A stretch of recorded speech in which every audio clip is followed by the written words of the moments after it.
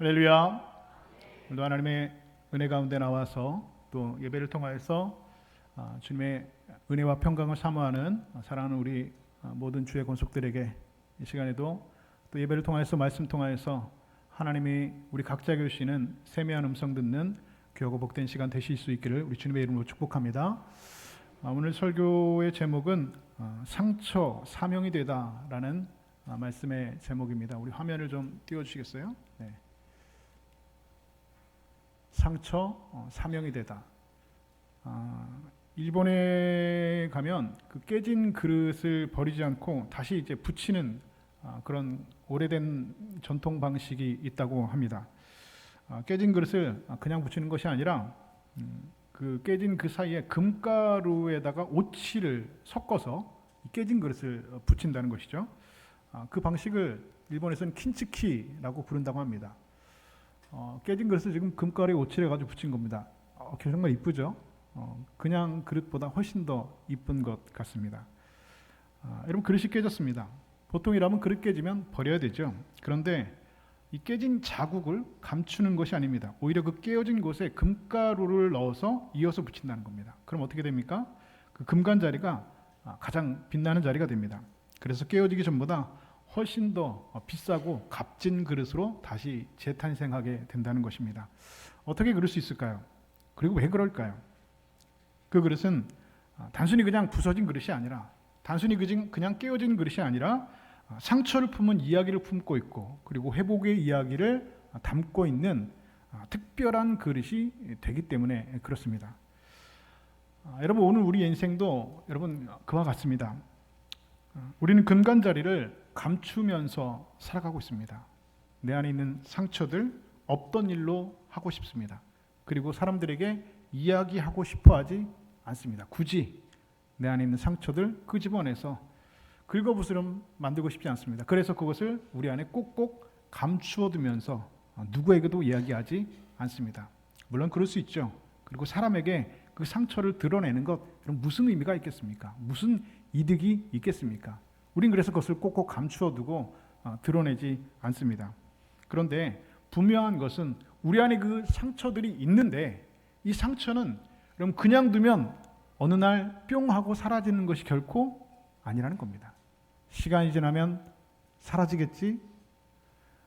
기억이 희미해질 수는 있겠죠. 그러나 여러분, 그 상처는 우리 안에서 결코 그냥 사라지지 않습니다. 그 상처를 하나님 손에 맡겨지지 않으면, 하나님 손에 내어놓고 그 하나님 손 안에서 우리가 그 상처가 치유가 되지 않으면, 회복되지 않으면, 여러분 그 금은 더 간격이 벌어지고 말 것입니다. 우리는 지금 창세기 50장 그 마지막 종착역에 함께 있습니다. 이 창세기 문이 닫히면서 마지막으로 들려주는 이야기가, 이 성경의 마지막으로 들려주는 이야기는 바로 요셉의 이야기입니다. 이 요셉의 이야기는 여러분 누구나 다 잘 알고 있는 이야기죠. 그리고 우리가 알고 있는 요셉의 이야기는 행복한 해피엔딩의 이야기로 끝이 납니다.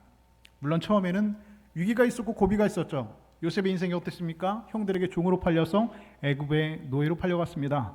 엎친 데 덮친 격으로 누명을 뒤집어 쓰고 감옥에 갇히게 되었습니다. 그런데 우여곡절 그때 하나님의 은혜로 하나님께서 요셉을 형통하게 하셔서 결국에는 요셉이 애굽의 총리가 되었다라고 하는 행복한 해피엔딩의 이야기로 성경은 우리에게 소개하고 있습니다. 그런데 이 요셉의 이야기는 결코 거기에서 여러분 그 자리에서 끝나지가 않습니다. 자, 이 총리가 된 요셉이 아버지 야곱과 그의 형제들을 그 가나안 땅에서 다 데리고 어디로 데리고 옵니까? 애굽으로 데리고 옵니다. 그 이집트로 데리고 옵니다. 성경에 보면 요셉이 그의 아버지 야곱과 그의 형제들 그리고 가솔들 70명을 다 가나안 땅에서 그 시골에서 데리고 와서 그 당시 세계 최강대군 애굽에서 고센 땅이라고 하는 특별한 땅을 주어서 그곳에서 살게 정착할 수 있게 해주었다라고 기록을 하고 있습니다. 자, 이제 평화로운 날들만 남겨져 있는 것 같습니다. 그리고 아버지 야곱이 돌아가시고 장례도 은혜롭게 잘 치렀습니다. 그런데 오늘 우리가 읽은 본문에 보면 아버지 야곱이 돌아가시자마자 그 요셉의 아버지인 그 야곱이 세상 떠나자마자 전혀 예상하지 못했던 일들이 벌어지고 있다는 것이죠. 그 형제들 밑에 숨어 있었던 그 생채기들, 그 마음 깊이 숨겨놨던 그 상처들이 이제 드러나기 시작합니다. 형제들 사이에서 아주 불안한 기운이 지금 감지가 되고 있습니다. 오늘 본문 15절 말씀 우리 다시 한번 읽어볼까요? 함께 우리 읽도록 하겠습니다. 시작. 요셉의 형제들이 그들의 아버지가 죽었음을 보고 말하되 요셉이 혹시 우리를 미워하여 우리가 그에게 행한 모든 악을 다 갚지나 아니할까 하고. 아멘. 그동안 고센 땅에서 잘 살았죠. 요셉이 얼마나 배려를 해줬겠습니까? 그 형제들, 그 아버지들 재물도 주었겠죠, 땅도 주었겠죠. 잘 먹고 잘 살 수 있도록 많은 특혜를 주었을 겁니다. 그 땅에서 그 형제들 아버지와 함께 잘 살았습니다. 그리고 아버지 돌아가셔서 장례도 잘 치렀습니다. 이제는 평화로운 날들만 그 가족 가운데 있었을 것 같습니다. 애굽에 돌아온 지도 이제 벌써 17년이 시간이 지났습니다. 행복하게 아들도 낳고 딸도 낳고 평화로운 날들이 지속이 됐습니다. 그런데 문제는 아버지 야곱이 돌아가시고 나서 그 형제들이 갑자기 불안을 느끼기 시작했다는 거죠. 오늘 여러분, 그 요셉의 형들인 그 형제들이 불안을 느끼는 이유는 무엇입니까? 이제 우린 끝났다는 겁니다. 그동안 요셉이 아버지 때문에 참고 있었지, 이 아버지 야곱이 돌아가시고 나면 이제 우리 가운데 그 옛날에 우리가 그들에게 했던 그 악한 일들 우리도 잊혀지지 않는데 요셉이 그거 잊었겠느냐? 이제 아버지 돌아가셨으니까 이제 복수할 거다. 이제 우린 다 죽었다. 라고 하는 그런 두려움, 그런 불안, 이런 것들이 그 안에서 올라오기 시작한다는 것이죠. 겉으로는 분명히 한 가족이지만 속으로는 아직 금이 가 있습니다. 형제들과 요셉 사이에 눈에 보이지 않는, 그리고 드러나지 않는 균열이 시작되고 있는 것을 우리는 본문을 통해서 감지할 수가 있습니다. 자, 여러분 한번 생각해 보시죠. 만약에 요셉이 정말로 복수의 칼을 끊어서 아버지가 이제 돌아가셨으니까 형들을 내가 다 심판하겠다, 형들을 다 처단하겠다, 복수하겠다라고 한다면 여러분 어떤 일이 여러분 벌어질까요? 하나님께서 이스라엘의 12지파를 통하여서 하나님의 공동체를 이 땅에 세우겠다라고 하는 그 하나님의 비전, 그 하나님의 꿈은 여러분 산산이 사라지는 겁니다. 야곱의 12아들, 그 12아들을 통해서 이스라엘의 12지파를 만들어내겠다는 하나님의 그 비전과 꿈은 끝나는 겁니다. 산산이 조각나 버리는 겁니다. 공동체는 깨지게 되는 것이고, 관계는 부서지는 것이고, 그리고 모두가 상처투성이만 남게 되는 겁니다. 그런데 이보다 사실 더 큰 문제가 있죠. 그것은 무엇입니까? 요셉이 아무리 그 형들을 용서한다고 해도 형들이 그 마음이 치유가 되지 않으면, 형들의 그 불안과 두려움이 해결되지 않으면 건강한 관계가 될 수가 없다는 것이죠. 그 관계가, 그 가족 공동체가 건강한 공동체로 세워질 수가 없다라는 겁니다. 아무리 잘해줘도 호의를 받지 않습니다. 요셉이 아무리 잘해도 그 선의를 선의로 받아들이질 않습니다. 늘 의심합니다. 늘 두렵습니다. 뭔가 뒷꿍꿍이가 있겠지. 뒤에다가 복수의 칼을 갈고 있겠지. 아버지가 돌아가시고 나면 우리에게 복수하겠지. 이런 의심, 두려움, 불안. 나한테 잘해주는 그 손 뒤에 혹시 독이 있는 거 아닌가? 나에게 잘해주는 그 요셉의 그 선의 뒤에, 그 웃음 뒤에 혹시 칼이 숨겨져 있는 건 아닌가라고 하는 두려움, 그런 불안함이 있습니다.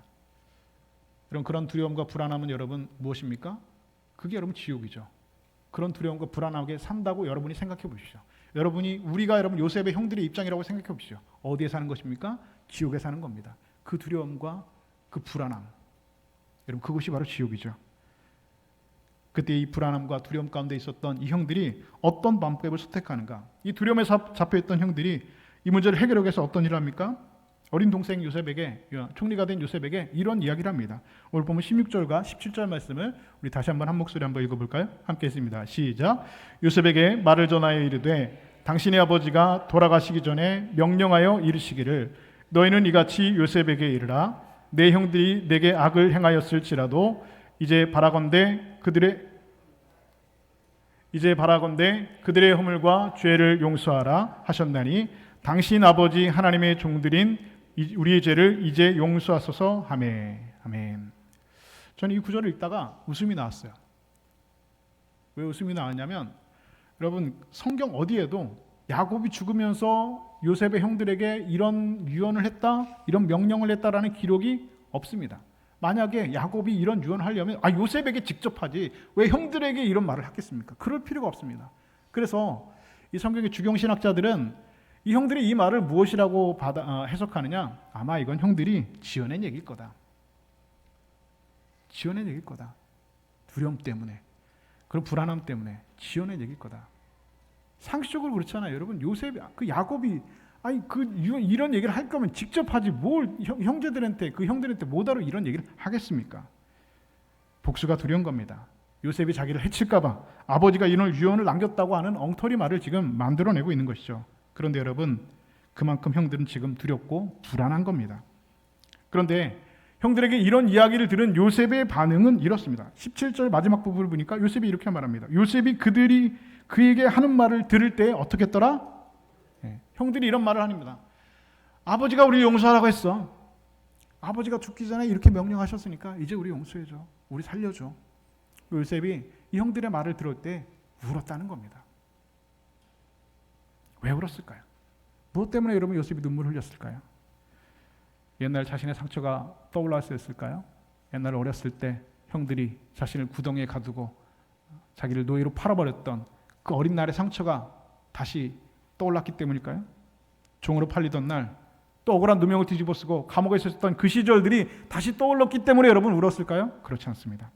요셉은 이미 복수의 칼을 내려놓았습니다. 그런데 아직도 형들은 과거의 칼을 들고 있다는 것이죠. 요셉이 우는 이유는 내 상처가 아파서 운 것이 아니라 아직도 과거의 두려움에 묶여있는 형들이 너무나도 안타깝고 마음이 아파서 운 겁니다. 여러분, 이 요셉은 여러분 과거에 결코 묶여있지 않습니다. 복수의 칼을 갈고 있지 않습니다. 이미 다 용서했습니다. 이미 그것을 잊었습니다. 그런데 아직도 형들은 과거에 묶여있는 것, 그 상처에 묶여있는 것, 이 사실이 요셉은 너무 마음이 아픈 것이죠. 그래서 울었다는 것입니다. 여러분, 이 눈물에서 우리는 하나님의 마음을 봅니다. 십자가에 울리신 예수님의 눈물을 봅니다. 우리는 이미 예수 그리스도의 십자가로 여러분 용서함을 받는 사람들입니다. 그 용서함과 구원은 여러분 어디에서 온 것입니까? 우리의 의가 아닙니다. 우리의 노력과 우리의 공로가 아닙니다. 여러분, 우리의 잘남이 아닙니다. 전적인 하나님의 은혜로, 십자가의 전적인 은혜로 여러분 우리는 하나님에게 받아들여진 자들입니다. 그리고 하나님의 자녀로 구원받은 백성들입니다. 그런데 지금 형들의 모습을 보십시오. 이미 용서받았는데도, 이미 요셉이 그 형들을 용서했는데도 불구하고 자신들의 과거의 죄가 떠오릅니다. 옛날에 자기들이 했던 짓이 있거든요. 여러분, 우리도 마찬가지입니다.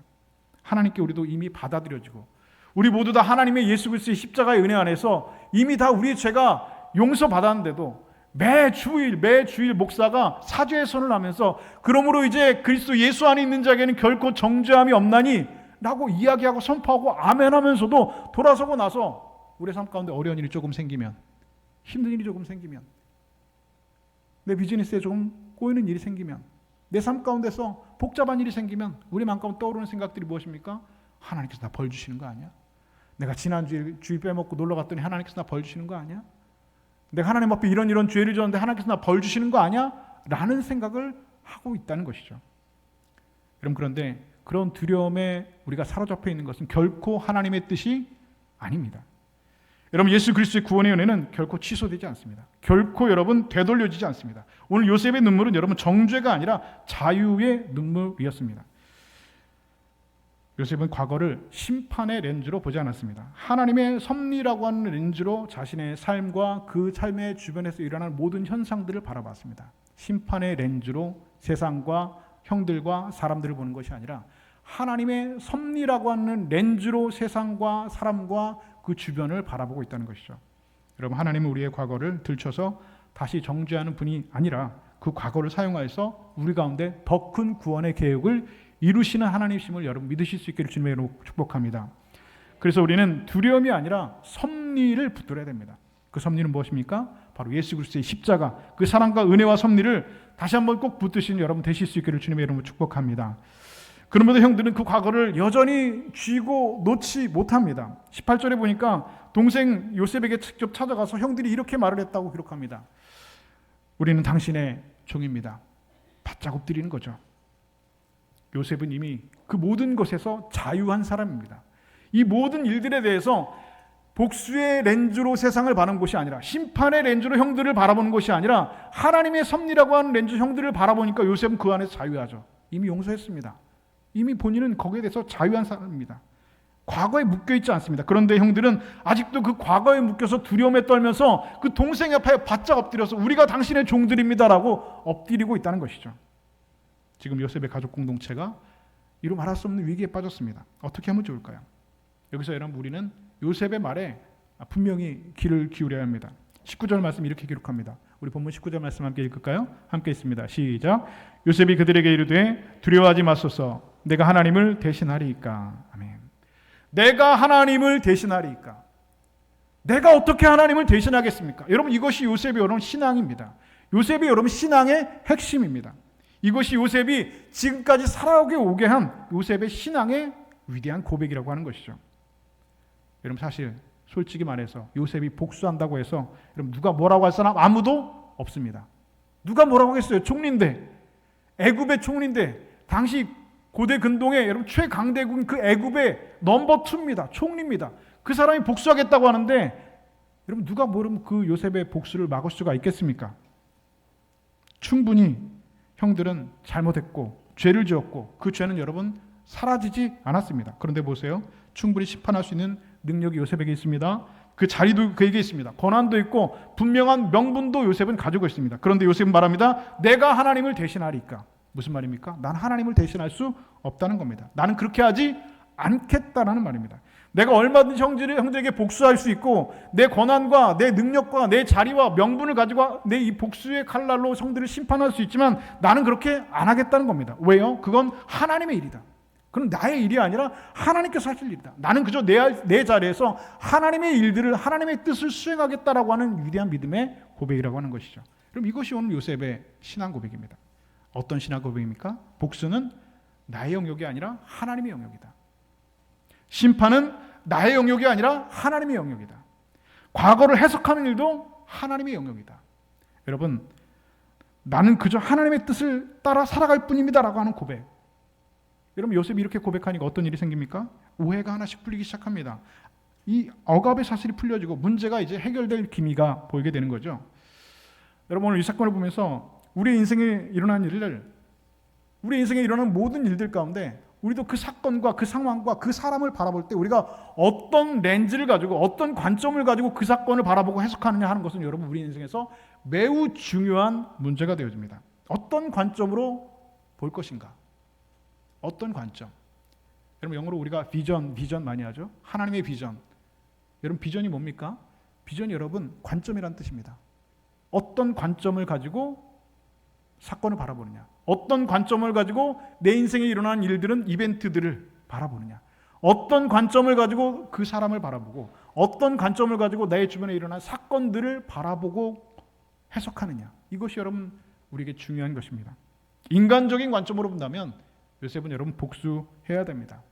형들은 분명히 잘못했습니다. 그 죄가 가볍지 않습니다. 그냥 묻어둘 수는 없습니다. 그런데 분명한 것은 인간적인 관점이 아니라 하나님의 관점으로 보면, 하나님의 주권적 시각으로 보니까 이것은 내가 심판해서는 안 되는 일이다. 내가 판단할 수 있는 일이 아니라는 겁니다. 이것은 누가 해야 될 일이다? 하나님께서 하실 일이다. 나의 일이 아니라 하나님 일이라는 겁니다. 여러분, 하나님께서 하셔야 될 일을 여러분 저와 여러분이 대신하면 여러분 안 됩니다. 그리고 내가 해야 될 일을 하나님께 떠넘겨서도 안 되는 것이죠. 요셉은 그 자리를 분명하게 했습니다.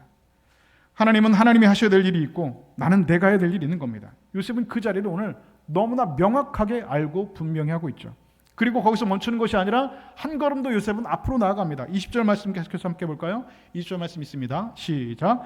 당신들은 나를 해하려 했으나 하나님은 그것을 선으로 바꾸사 오늘과 같이 많은 백성의 생명을 구원하게 하시려 하셨나니. 아멘. 여러분 이 말씀 속에는요 두 가지 팩트, 두 가지 사실이 존재하고 있는데요. 첫 번째는 형들의 악함입니다. 우리가 다 알고 있죠. 그 형들 요셉을 죽이려고 했습니다. 우발적인 실수 아닙니다. 의도적인 악의였습니다. 동생을 의도적으로 계획적으로 죽이려고 했습니다. 그리고 노예로 팔아버렸습니다. 이것은 여러분 분명히 심각한 하나님 앞에 죄입니다. 두 번째 사실은 무엇입니까? 하나님의 역사입니다. 당신들은 나를 해하려 했으나 하나님은 그것을 무엇으로 바꾸셨다고요? 선으로 바꾸셨다. 그 형들의 악의, 동생을 죽이려고 했던 그 악의를, 그 악함을, 그 죄를 하나님께서는 선으로 바꾸셨다는 겁니다. 형들은 아기가 있었지만 하나님의 뜻은 그보다 훨씬 더 컸습니다.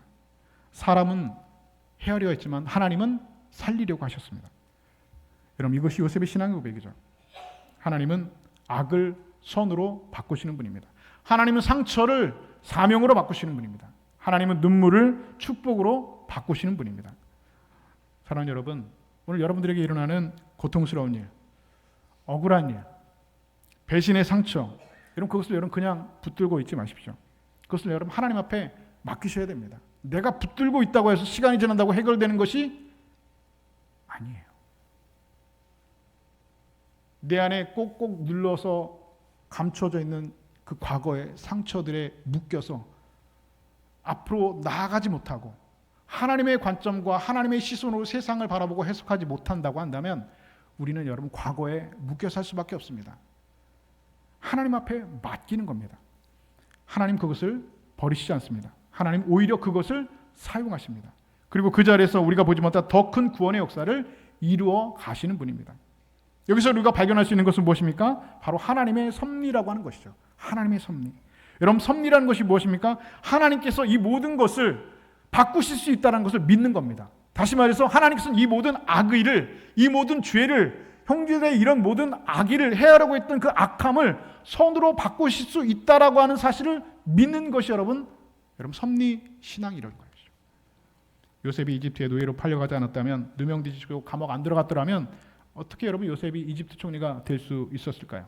이 모든 것들이 요셉에게는 분명히 눈물의 시간이었습니다. 고통의 시간이었고 여러분 저주처럼 느껴졌습니다. 그런데 요셉은 그 한복판에서 무엇을 발견했습니까? 하나님의 섭리를 발견하는 겁니다. 어디에서요? 종살이하면서. 어디에서요? 감옥 안에서 하나님의 섭리를 발견하는 겁니다. 창세기에 보면 하나님께서 요셉을 형통하게 하셨다는 겁니다. 감옥에 갇혔는데 형통하게 하셨다. 노예로 팔려가는데 형통하게 하셨다. 어떻게 형통할 수 있을까요? 그 노예로 팔려가는 그 순간에, 감옥에 갇히는 그 순간에, 그럼 그 순간에 요셉은 하나님의 섭리를 바라보는 겁니다. 아, 지금 이 일의 결국은 하나님께서 나를 향한 하나님의 뜻이 있구나. 지금은 내가 이해할 수 없지만, 지금은 하나님께서 내가 왜 이런 고난과 어려움을 당하게 하는지 지금은 알 수 없지만 나는 하나님을 믿기 때문에, 그 하나님의 섭리를 나는 믿기 때문에 결국엔 하나님께서 이 악을 선으로 바꾸실 것을 믿는 겁니다. 어디에서요? 감옥에서. 어디에서요? 종살이하면서 믿는 겁니다. 아, 하나님의 뜻이 있구나. 하나님의 섭리가 있구나라는 것을 믿는 겁니다. 그래서 형들에게 뭐라고 합니까? 당신들보다 나를 먼저 보내셨다. 무슨 말입니까? 하나님의 섭리는 나를 당신들보다 먼저 이 땅에 보내서 이 모든 내 가족들을 구원하게 하시려고 하는 하나님의 뜻이 그 안에 있었다. 그래서 하나님께서 나를 먼저 이 애굽 땅에 보내셨다. 무엇으로? 종으로 팔리게 하신 거고, 감옥에 갇히게 하신 거고, 그 시간을 통하여서, 그 어려움의 시간을 통하여서 하나님께서 나를 애굽의 총리로 세우시고 우리 민족과 우리 가족들과 이 구원, 하나님의 구원을 이루게 하신 하나님의 위대하신 그 계획과 섭리가 있었다. 그래서 나를 당신보다 먼저 보냈습니다라고 고백하는 겁니다. 여러분, 이 고난을 하나님의 섭리로 이해하고 있는 여러분 요셉을 보시기 바랍니다. 여러분, 우리는 요셉의 신앙에서는요, 위대한 변환자이신 하나님의 모습을 우리는 발견할 수 있습니다. 예수님은 구세주로 오셨고 하나님의 아들로 오셨습니다. 그런데 유대인들은 예수님을 죽이려고 했습니다. 그리고 실제로 죽였죠. 예수님을 처참하게 십자가에 못 박았습니다. 십자가는 저주의 자리입니다. 그리고 죽음의 자리입니다. 그런데 하나님은 그 십자가를 뭘로 바꾸셨습니까? 생명의 자리로 바꾸셨습니다. 하나님께서는 저주의 십자가, 죽음의 십자가를 생명의 십자가로 바꾸셨습니다. 고통의 면류관을 영광의 면류관으로 바꾸셨습니다. 이걸 누가 하시는 겁니까? 하나님께서 하시는 겁니다. 여러분, 그러므로 우리 그리스도인들은 위대하신 변환자이신 하나님을 믿는 사람들입니다. 성경 로마서 8장 28절은 그래서 이렇게 말씀하시죠. 모든 것이 합력하여 무엇을 이루니라? 선을 이루니라. 모든 것이 합력하는 겁니다. 이 모든 것 안에는 무엇이 있습니까? 선한 것도 있지만 악한 것들도 있죠. 고통스럽고 억울하고 상처가 있고 감옥에 갇히고 종으로 팔리고 악의와 죄와 더러운 것들, 이런 모든 것들이 합력하여서 결국에는 무엇을 이룬다? 선을 이루는 하나님을 믿는 겁니다. 여러분, 이것이 요셉의 믿음입니다. 이것이 여러분 요셉의 신앙이라는 것이죠. 여러분, 그 하나님을 믿으실 수 있기를 주님의 이름으로 축복합니다. 우리 인생에 눈물도 있고 실패도 있고 배반도 있고 이루 말할 수 없는 상처도 있습니다. 그런데 이게 그대로 남아있으면 독이 되네요. 그런데 그것을 하나님께서 바꾸시는 하나님이라는 겁니다. 하나님께서 그것을 우리의 상처를 바꾸시는 분이에요. 그럼 이 사실을 여러분 우리는 믿어야 합니다. 여러분 내 상처가요, 내 실패가 하나님의 손이 다뤄지기 시작하면 그것은 여러분 결코 우리 인생의 실패로 끝나지 않습니다. 그것은 누군가를 살리는 치료제가 됩니다. 누군가를 생명을 다시 일으키는, 다시 회복시키시는 이런 백신이 되어지는 것이죠. 요셉을 보시죠. 거기서 또 멈추지 않습니다. 앞으로 한 걸음 더 나아가죠. 본문 21절 말씀 함께 보겠습니다. 21절 있습니다. 시작. 당신들은 두려워하지 마소서. 내가 당신들과 당신들의 자녀를 기르리다 하고 그들이 간곡한 말로 위로하였더라. 아멘. 무슨 말입니까? 형님들 걱정하지 마십시오. 형님들이 나보다 먼저 이 세상을 떠나면 형님들의 자녀들, 후손들까지 내가 다 책임지겠습니다. 라는 말입니다. 여러분 복수를 내려놓는 것에서 단순히 요셉은 끝나는 것이 아닙니다. 내가 복수하지 않겠다, 이것은 하나님의 일이다 라고 거기서 멈추는 것이 아니라 거기서 한 걸음 더 나아가서 미래까지도 품어버린 것이죠. 여기서 여러분 우리의 관점이 중요하다는 겁니다. 형들의 관점은 어디를 향해 있습니까? 과거에 묶여 있습니다. 옛날에 수십 년 전에 요셉을 팔았던 그 과거, 요셉을 죽이려고 했던 그 죄악, 그 과거에 매몰되어 있습니다. 거기에 묶여 있습니다. 아무것도 못합니다. 불안하고 두려워합니다. 그런데 요셉은 결코 과거를 이야기하지 않습니다. 요셉의 시각은 어디에 있습니까? 미래에 있습니다. 당신들의 자녀들을 내가 키우겠습니다. 거기서 멈추지 않고 계속 요셉의 관점은 미래의 시간들을 바라보고 있습니다. 과거에 매몰돼 과거에 묶여있는 이 형들의 시선과 미래를 바라보고 있는 요셉의 관점이 여러분 이렇게 차이가 있는 것이죠. 이것이 여러분 섭리를 발견한 사람의 모습입니다. 이것은 여러분 단순한 용서가 결코 아니죠. 관용을 넘어선 여러분 은혜입니다. 하나님의 섭리를 발견한 사람은요, 그 하나님의 거대한 바다를, 은혜를 경험한 사람은 옹졸한 복수의 웅덩이에 여러분 결코 갇히지 않습니다. 왜 그렇습니까? 내가 그 은혜를 경험했기 때문에, 내가 그 죄를 하나님 앞에서 해결받았기 때문에 인간의 그 작은 옹졸한 복수에 여러분 매몰되어서 거기에 갇히지 않습니다. 마음이 넓어지죠. 손이 열립니다. 그리고 관계를 회복시킵니다. 풀어주는 겁니다. 넘치도록 베푸는 겁니다. 오히려 선의를 베푸는 것이죠. 형들이 나한테 악의로 대했지만, 형들은 나는 죽이려고 했지만 그것은 하나님의 영역이고 내가 심판할 것이가 아니고 나는 형들의 자녀들까지 내가 다 기르겠습니다. 관용과 은혜로 그냥 덮어버리는 겁니다. 넘치도록 베푸는 겁니다. 그리고 그 믿음 위에 하나님께서는 새로운 역사를 세워가시는 것이죠. 여러분 이게 믿음이고 오늘 여러분 이게 우리의 신앙입니다. 믿고 바라는 신앙이라고 하는 것이죠. 저 여러분에게 말할 수 없는 고난과 상처가 우리에게 분명히 다 있습니다. 그러나 그 상처를 복수의 렌즈로 바라보지 마시고 섭리의 렌즈로 바라보실 수 있기 바랍니다. 하나님의 섭리로, 하나님의 시각으로 다시 한번 여러분 들여다보시지요. 그때 우리의 상처는, 그 상처는 우리를 묶어두는 자리가 아니라 하나님이 일하시는 자리가 될 것입니다. 그때에 그 상처의 자리는 금이 간 부끄러움 자리가 아니라 우리의 인생에서 가장 빛나는 자리가 되어질 줄로 믿습니다. 미국에 한 흑인 여성이 있었습니다. 그녀는 미시시피의 한 빈민가에서 한 미혼모의 사생아로 태어났다고 합니다. 그런데 본인도 14살에 성폭행을 당해서 또 사생아를 출산하게 되었습니다. 사생아로 태어난 여자가 또 사생아를 출산한 것이죠.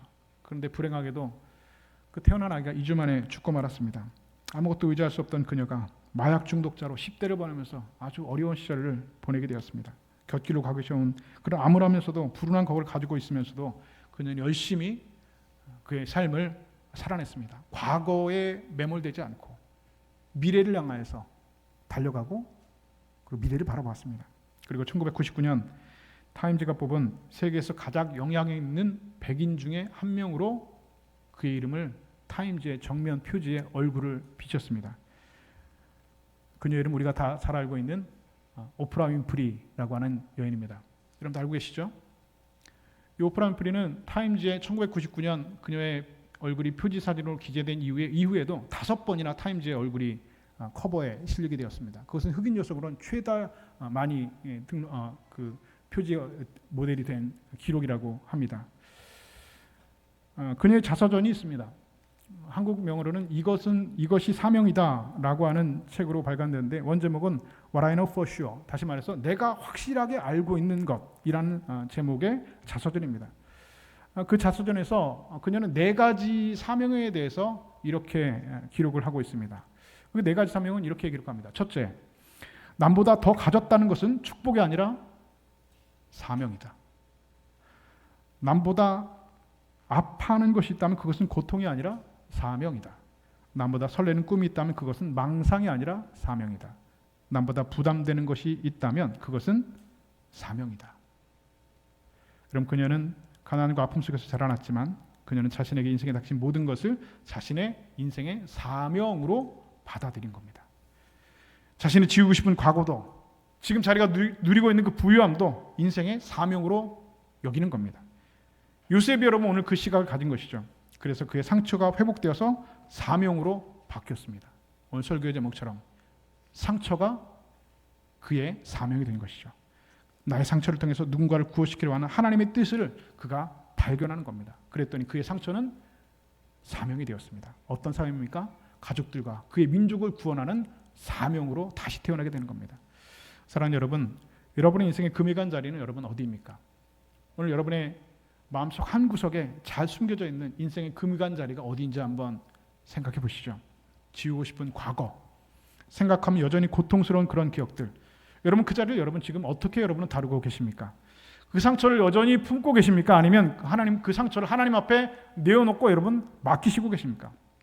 오늘 오프라 윈프리는 자신의 상처를 자신의 파괴의 이유로 삼지 않고 사명으로 받아들였습니다. 그녀는 그래서 확실하게 이해하고 있죠. 무엇입니까? 남보다 아파하는 것이 있다면 그것은 고통이 아니라 무엇이다? 사명이다. 여러분 남보다 아픈 것이 있으세요? 난 이것 담대보다 너무너무 아파요. 이것 때문에 너무너무 내 마음이 힘듭니다. 내 마음은 후벼팝니다. 그 아픔이 나에게 있습니다. 그런데 그것은 고통이 아니라 하나님께서 일하시는 사명의 자리가 된다라고 하는 것이죠. 요셉은 자신의 지난 과거의 상처에 붙들리지 않았습니다. 지난 과거의 상처에 여러분 그 상처가 자신의 삶을 파괴하도록 내버려 두지도 않았습니다. 요셉은 그 모든 것을 하나님 손에 맡겼습니다. 하나님의 뜻입니다. 하나님의 섭리입니다.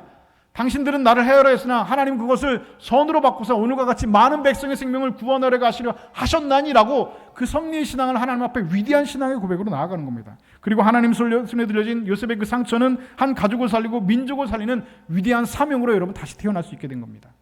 깨진 그릇 버리는 대신 금으로 이어붙이면 그 그릇은 얼마든지 값진 것으로 다시 태어날 수 있습니다. 오늘 우리의 상처도 하나님 손에 들려질 때, 하나님 손에 맡겨질 때 숨겨야 될 흠이 아니라 가장 빛나는 자리가 될 것입니다.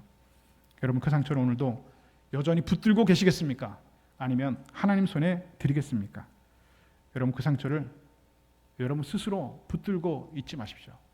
그 상처 때문에 여러분 혼자 울고 계시지 마십시오. 그 상처 때문에 여러분 아파하고 여러분 슬퍼하지 마십시오. 그 상처를 하나님 앞에 드리셔야 됩니다. 하나님 앞에 내려놓으셔야 됩니다. 하나님의 섭리를 믿으셔야 됩니다. 그리고 그 자리를 하나님께 사명의 자리로 내어드리십시오. 여러분의 금간자리가 인생에서 가장 빛나는 자리가 되실 수 있기를 주님의 이름으로 축복합니다. 여러분들의 눈물이 누군가를 살리는 그런 생명의 강물이 되실 수 있기를 주님의 이름으로 축복합니다. 이렇게 오늘 우리 인생의 모든 날카로운 상처가 복수의 칼이 아니라 생명을 살리는 그런 사명이 되어서 오늘 우리의 그런 상처들이 사명이 되어서 오늘 요셉처럼 오늘 오프라 윈프리처럼 하나님 앞에 우리의 상처를 통하여서 위대한 하나님의 사명들을 발견하시고 그 사명을 따라 우리 믿음의 걸을 승리하며 걸어가실 수 있는 은혜의 백성들 다 되실 수 있기를 우리 주님의 이름으로 간절히 축원드립니다.